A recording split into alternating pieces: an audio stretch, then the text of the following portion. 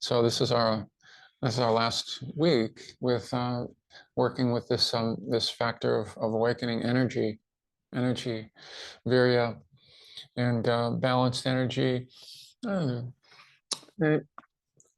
and boy, it's such a poignant subject for us. This business of the four exertions, the four great endeavors. When the wholesome is around, keep it around. When the wholesome is not around, when the unwholesome is not around, this is the one that I would like to focus on. When the unwholesome is not around, don't invite it. Yeah, these instructions are so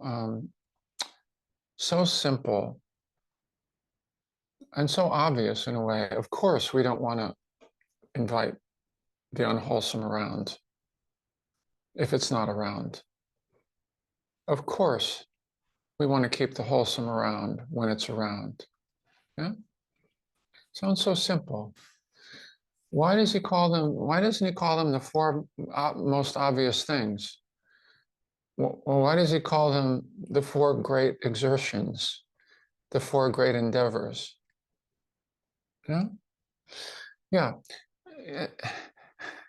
There's something about our complexity, and I would suggest that there's a certain poignant attachment that we have to our suffering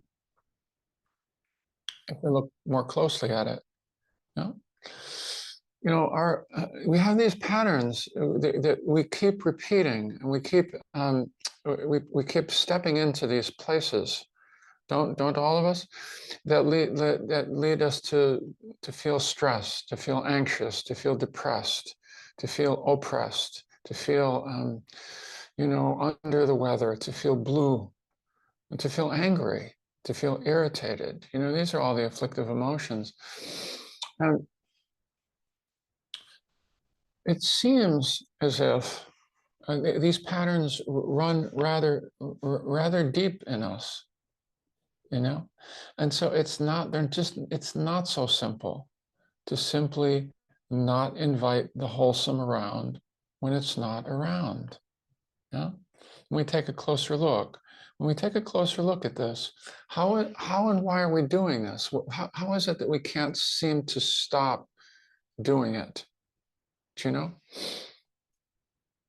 Of course, there's this wonderful, there is this sense in these practices that once we see pretty clearly what we're doing and how we're continuing to propagate, to continue to bring forward more suffering moments in our lives, that we'll be able to stop it. That we'll be able to put it down. That we'll probably be able to do less of it, right? And yet, it's such a painstaking and gradual path in that direction. There are certain ways that we are attached to the devil we know, as that expression goes. It's the devil we know. Who would I be if I don't feel lonely sometimes, and depressed sometimes, and anxious sometimes, and irritable? Who would I be? Would I even recognize myself? One of the I think you've all heard this one. It's that four. I've mentioned it here before in this sangha, but the one where it's like in four quartets. I walk down the street, I step in a hole. Next day, I walk down the street. I'm going to do the short version of it, right? The next day, oh, I see the hole. I see, oh, I'm about to step in it, and I still step in it. The next day, I see it, and gradually, the idea is I learn to walk around. I learn to walk around it, right? Yeah. What is so moving to me, I'm using the word poignant a lot today in this regard, is that not so fast. I stepped into the same hole 1,000 times.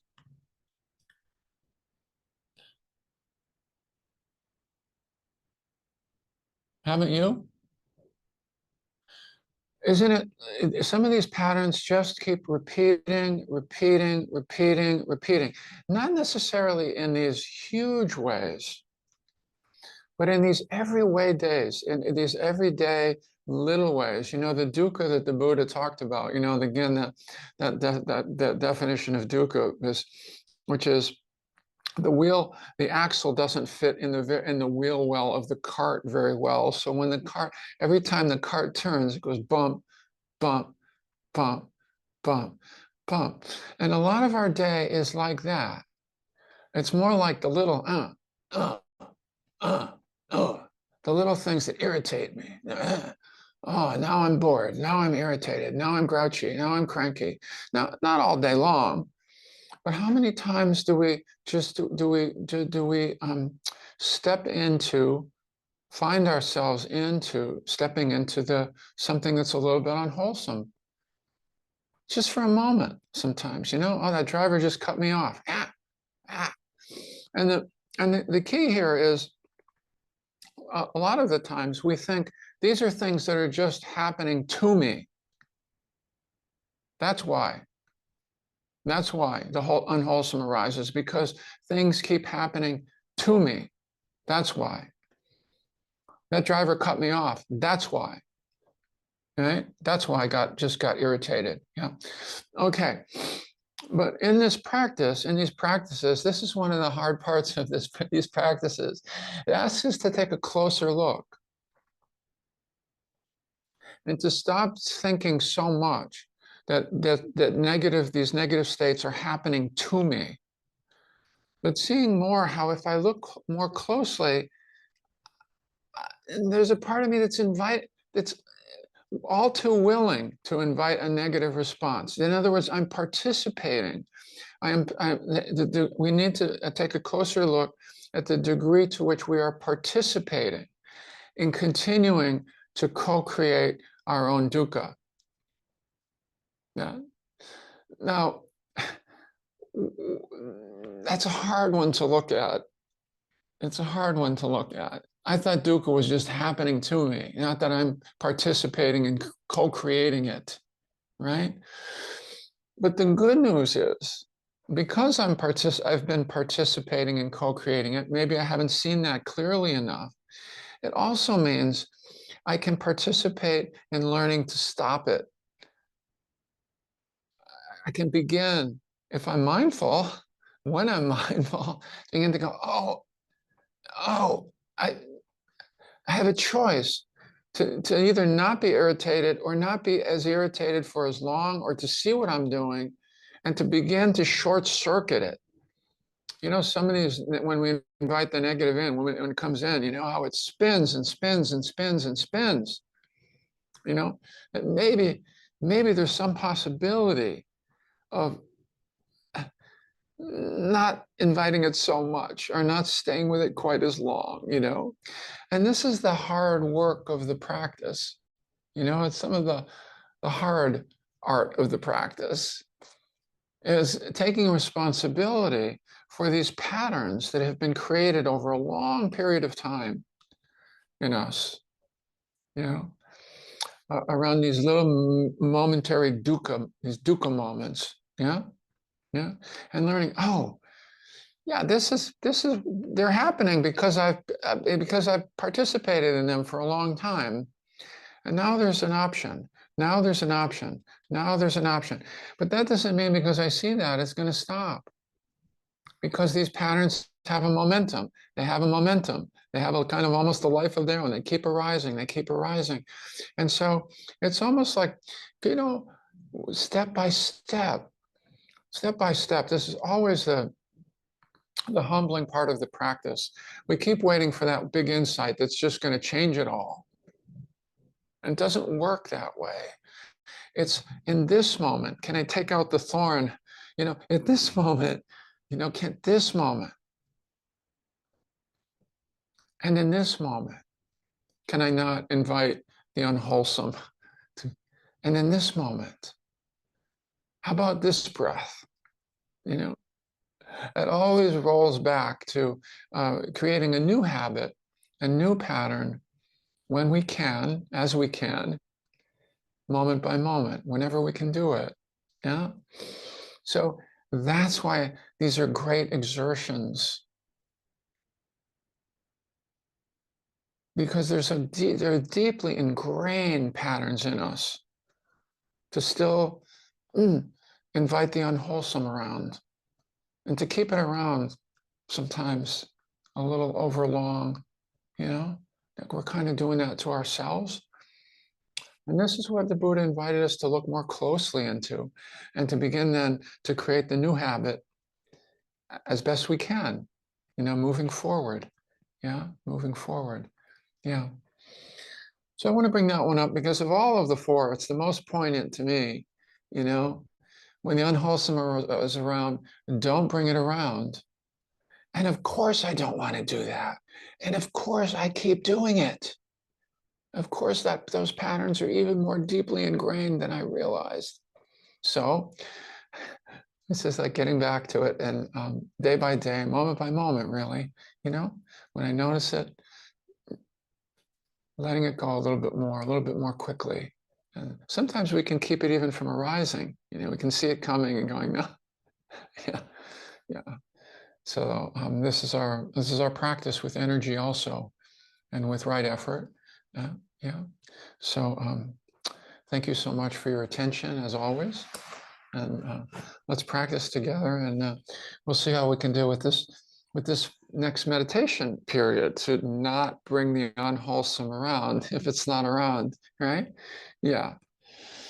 Oh.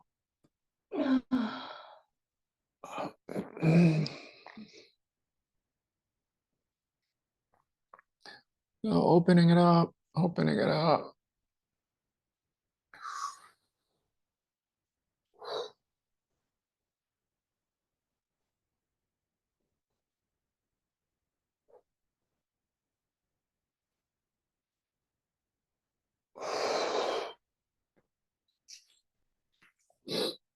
Hmm.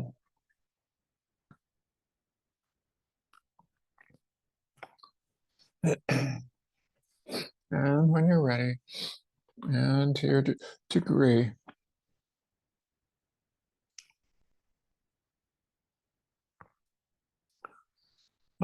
slowing it down and lightly closing the eyes.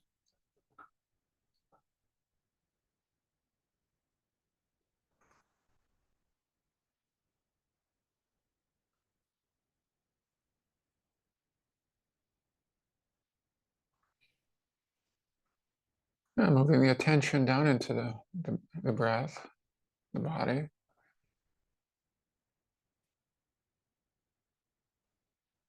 First of all, right, at the beginning, we're bringing more wholesome around. How do we bring more wholesome around? In the settling, in creating some space, in softening.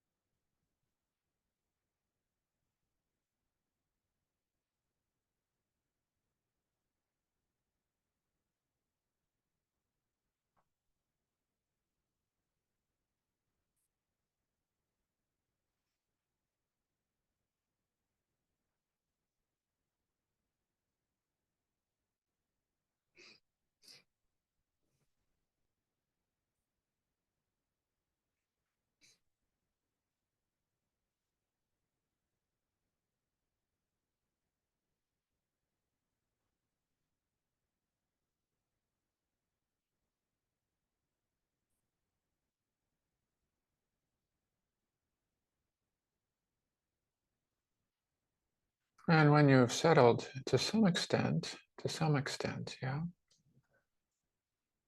when there's just a little bit more ease,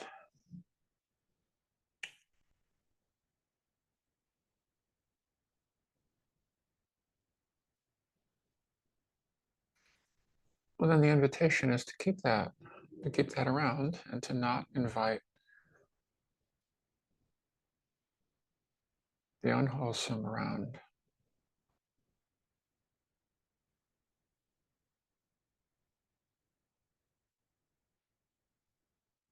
And that's the practice here. It's not one and done. It's something that we repeat, a repeated invitation to keep the wholesome around and not invite the unwholesome around.